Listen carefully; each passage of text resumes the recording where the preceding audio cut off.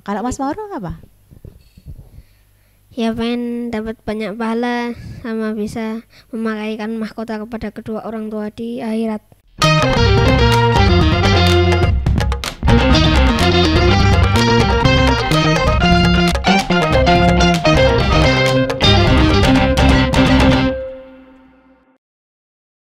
Assalamualaikum Sobat PK, jumpa lagi di Serambi Kota Barat Podcast.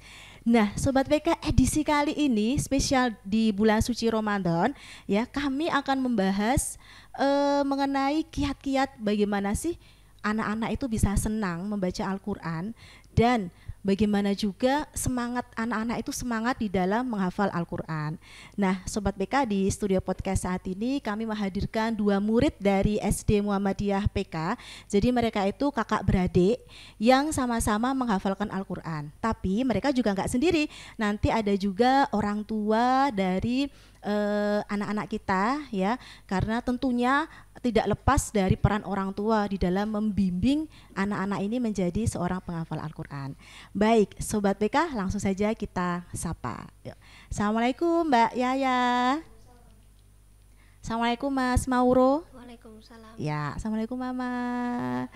Baik, sebelum kita berbincang lebih jauh, nah ini Mbak Yaya sama Mas Mauro coba sapa dulu Sobat PK yang ada di rumah. Assalamualaikum. Namaku Mauro dari kelas 2. Ya, coba Mbak ya. Assalamualaikum warahmatullahi wabarakatuh. Nama aku Yaya dari kelas 5. Iya Sobat PK, jadi di studio podcast saat ini ada Mbak Yaya. Jadi Mbak Yaya ini kelas 5 dan sudah menghafal 4 juz. Saat ini sedang menghafal juz 26. Sedangkan adiknya ini Mas Mauro ini sudah menghafal 2 juz dan sekarang sedang menghafalkan juz 28. Nah sebagai informasi nih ya Sobat PK ya, jadi di bulan Februari kemarin tahun 2024 SD Muhammadiyah PK mengadakan kegiatan wisuda tahfidz ya. Jadi Mbak Yaya sama Mas Mauro ini di wisuda bareng, bahkan mendapatkan penghargaan dari sekolah untuk kategori yang di wisuda yaitu kakak beradik seperti itu ya. Jadi luar biasa sekali. Nah di sini nanti kita akan membahas lebih lanjut kiat-kiatnya kenapa bisa menghafal Al-Quran, masih semangat menghafal Al-Quran, dan nanti tipsnya dari orang tua seperti apa. Barangkali nanti bermanfaat untuk Sobat PK yang ada di rumah. Baik Sobat PK, langsung saja yuk kita mulai perbincangan kita di sini. Di sini juga sudah ada Mamah juga. Assalamualaikum Mamah. Iya Mamah ini putra sama putrinya luar biasa nih ya. Yang satu 4 juz, yang satunya ini 2 juznya, dua-duanya sama-sama menghafalkan Al-Quran. Ya. Ini gimana sih Mah tipsnya biar anak-anak ini mungkin sebelum menghafal Al-Quran berarti anak-anak itu harus senang dulu dengan Al-Quran Mama. Itu gimana Mama mengenalkan anak-anak biar senang dengan Al-Quran?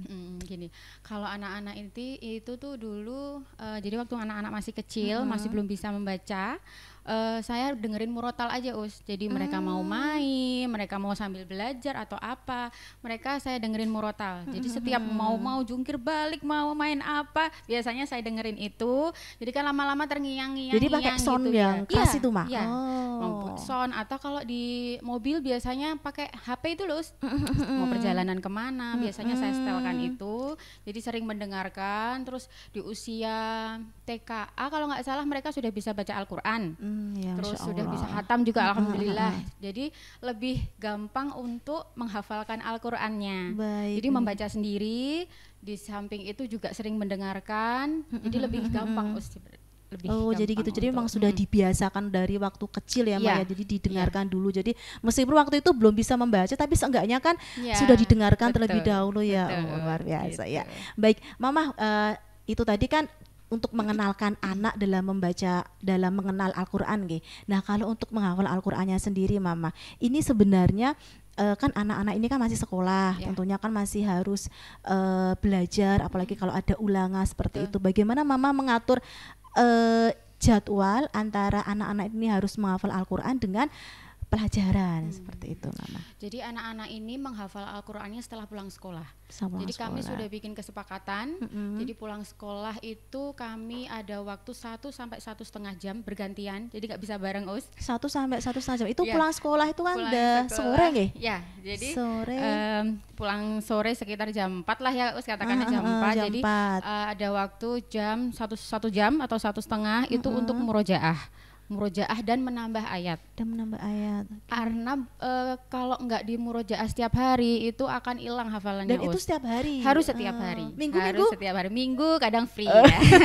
Kadang Sabtu, free waktunya boleh.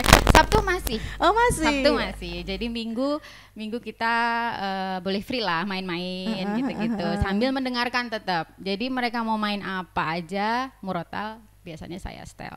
Oh, jadi Jadi tetap meskipun sambil mereka mendengarkan. main dan tidak setor hafalan, tapi tetap diperdengarkan seperti iya, itu ya, Ma. Saya Jadi memang perdengarkan. tidak lepas dari Al-Qur'an ya, Ma. Jadi main pun juga masih didengarkan ya, Ma, masih ya. dengerin, Masya gitu Allah. ya. Ya, intinya sih murojaah dan menambah ayat. Menambah ayat juga buat kami kesepakatan kami minimal 1 ayat sampai 3 ayat itu harus tiap hari. Itu yang ngecek Mama sendiri. Iya, iya. Atau dicek. mereka saling setor? Enggak sih kalau mereka salah setor enggak. Jadi yang Dicek. ngecek Mama Iya, ya. Jadi iya. memang Mama harus meluangkan waktu juga. Iya, harus diluangkan waktunya. Baik, seperti itu. Nah, sekarang coba Usana ke Mauro sama Yaya ya. Nah, ini kira-kira kalian itu kan, kalau Mbak Yaya kan udah 4 juz, Mas Mauro ini 2 juz. Kira-kira bosen gak sih sebenarnya adik kalian tuh? Ada saatnya kalian bosen gak saat menghafalkan Al-Quran? Apalagi nih Mama tadi bikin jadwal pulang sekolah Senin sampai Sabtu, terus harus belajar murojaah Al-Quran, kan sudah capek biasanya ya Dek ya. Nah itu terbesit gak? Bosen mah, udah mah kayak gitu. Mauro gimana? Nggak pernah sih. Oh, nggak Pernahnya pernah. nangis karena nggak hafal-hafal. Oh, nangis karena nggak hafal-hafal. Kenapa sih kok nggak hafal-hafal gitu ya? Kalau Yaya gimana? Kalau maksudnya enggak, cuma kayak kadang misalkan kita udah ngehafalin gitu, kadang kayak nggak hafal-hafal, jadi mungkin kayak capek gitu. Capeknya karena bukan capek karena fisik pulang sekolah ya, tapi karena capek. Kenapa Hafal. sih? Oh nggak hafal-hafal Iya. seperti itu ya. Oh gitu. Tapi nggak ada rasa bosen ya. Jadi ketika kalian merasa nggak hafal itu malah semakin semangat untuk menghafalkan. Jadi nggak bosen atau jenuh jadi males menghafal gitu nggak ya? Nggak pernah ya nak ya? Nggak. Oh baik. Nah tadi kan Mama cerita kalau kalian itu udah bikin jadwal dari Mama pulang sekolah harus menghafal dari Senin sampai Sabtu seperti itu. Nah kalau dari Mauro sama Yaya itu setiap menghafal itu memang mengikuti jadwalnya dari Mama tadi, atau sesekali itu kalian terbesit pingin menghafal sendiri itu di luar jadwal yang dibuat Mama. Jadi mungkin tiba-tiba aku pingin hafalan, padahal itu bukan jadwal yang dibuat Mama gitu. Pernah nggak kalau dari Yaya dulu coba? Kok dari aku sebenarnya selalu mengikuti jadwal. Abis pulang sekolah selalu murjaah, ngaji tambah ayat. Berarti sesuai jadwal Sesuai dari jadwal. dari Mama ya, nggak yang Iya. dari luar tiba-tiba itu misalnya ini aku lagi nganggur pingin murojaah sendiri kayak gitu enggak. Jadi Enggak. memang sesuai jadwal yang sudah diatur Mama. Kalau Mauro Juga sesuai jadwal. sesuai jadwal dari Mama ya. Oh baik. Nah Mama ini saya kembali ke Mama ya. Di antara dua anak ini ya, kan setiap anak itu punya karakter yang berbeda-beda ya. Itu siapa yang paling butuh motivasi untuk murojaah? Kan mungkin tidak, karena iman seseorang kan kadang naik turun, futur ya. Ada kalanya tetap malas juga karena kan ya nama seusia mereka kan ada banyak godaan ya, gadget seperti itu. Suka main gadget nggak ini? Jangan-jangan nggak pernah. Kalau main gadget setiap apa? Jadwal dari saya sebenarnya weekend. Oh weekend, berarti Sebenarnya malam. weekend. Tapi kadang-kadang juga pas lagi agak free gitu ya, misalnya tugas-tugas mereka udah selesai gitu, biasanya mereka ya mau game, mau game. Nah, siapa Mah di antara mereka berdua yang paling butuh motivasi dari Mama? Kayaknya yang kecil sih. Oh, yang Kayaknya kecil. Mauro ya. Jadi dia mungkin karena masih suka main ya, jadi kadang-kadang dia masih pengen aku mau ini tapi mau hadiah, aku mau ini tapi aku nanti harus ini. Oh, harus gitu-gitu. ada ini. imbalannya Iya, dulu ya. Oh jadi gitu. kalau kakaknya udah lebih mapan kali ya, dia udah tahu mana kewajibannya, dia bagi jadwalnya sendiri, mana yang harus misalnya ulangan dia belajar. Alhamdulillah ini udah bisa sendiri sih. Kalau ya udah misalnya sudah dilepas gitu, ngatur waktu belajarnya udah bisa. Udah bisa. Jadi kalau yang kecil ini emang harus ayo Mauro gitu ya. Nanti masih belum mapan, nanti dipanggil lagi ayo Mauro gitu. Iya, masih suka kayak gitu ya. Kalau kakak memang sudah mapan ya, sudah kelas 5 ya, seperti itu ya. Nah ini kalau misalnya pas anak-anak lagi futur ya mama, itu motivasi dari mama apa? Misalnya pas anak-anak, misalnya mungkin suatu ketika Mbak Yaya juga pas lagi futur, pas lagi nggak mau, itu motivasi dari, atau pas tadi kan sudah capek, kok nggak hafal sih ma gitu, motivasi dari mama apa? Ya motivasinya sih kalau saya sering bilang, kalau menghafal Al-Quran tuh pahalanya banyak loh gitu. Terus nanti dapat ini loh, apa sih kayak apa sih Us? Dapat syafaat loh di akhirat, dapat kedudukan yang tinggi loh di surga gitu. Karena dua-duanya memang di salah satu juz, kalau Yaya tuh di juz 29, dia ngalamin yang benar-benar saya nggak ngapa-ngapain, dia tahu-tahu dia nangis sendiri gitu loh Us. Nangisnya tuh karena yaitu aku tuh udah ngafalin, aku tuh kenapa sih nggak bisa dia capek kan Us, mungkin yaudah saya diemin dulu beberapa hari, mungkin dia lagi ya itu tadi di fase yang semangat banget, fase yang dia ternyata lagi drop, nanti semangat lagi, gitu-gitu Us. Jadi memang nyesuaiin itunya. Nah, apalagi sekarang jusnya 26 ya Mas, jus 26 kan ayatnya kan semakin panjang ya. Jadi kalau misalnya setor satu ayat pun itu juga sudah panjang sebenarnya kan. Kan kadang ada yang anak-anak itu karena sudah merasa ayatnya panjang, terus dia sudah nggak mau naik ke jus berikutnya, sudah merasa puas. Ada yang di beberapa anak itu, ini aku udah sampai juz 29, udahlah aku mau berhenti aja, sudah nggak mau naik juz lagi seperti itu. Tapi kalau anak-anak ini sepertinya masih terus pingin naik ya. Nah, Ustazah mau tanya, ketika kalian menghafal naik ke juz ke tahap berikutnya, misalnya dari juz 20, Mas Mauro kan dari 29 sekarang 28, mungkin 28 selesai naik ke 27. Nah itu keinginan untuk naik juz itu dari Mauro sendiri atau Yaya sendiri atau memang dari orang tua? Ketika kan sudah selesai di wisuda kan, udah wisuda kan, habis itu kan bisa aja loh kamu stop deh, udah nggak usah menghafal lagi, bisa loh itu stop. Tapi kan kamu masih menghafal, itu keinginan siapa? Keinginan diri sendiri. Keinginan diri sendiri. Jadi memang pinginnya targetnya berapa juz sih Mauro? 6. Sampai 6 juz ini, sampai selesai di SDPK ini pengennya sampai selesai 6 juz ya. Padahal di sini targetnya cuma 3 juz tapi bisa sampai 6 juz ya, luar biasa nanti kalau bisa ya. Tapi nanti kalau semisal udah lulus dari SDPK, pengen tetap dilanjutin nggak itu nanti? Ya tetap dilanjutin. Tetap dilanjutin ya. Kalau dari Yaya gimana deh? Itu apa keinginan sendiri kayak Mauro tadi atau dari mama? Emang keinginan sendiri ya. Ini sudah juz berapa? 26 ya. Targetnya berapa juz nanti? Targetnya 6 juz juga sih. 6 juz juga ya. Kalau 26 ini di kelas 5 berarti nanti di kelas 6 25. Sampai 24 atau 25? 25. Oh, habis 26 nanti ke juz 1. Iya. Oh, berarti nggak ke 25 24 itu mah. Oh, seperti itu.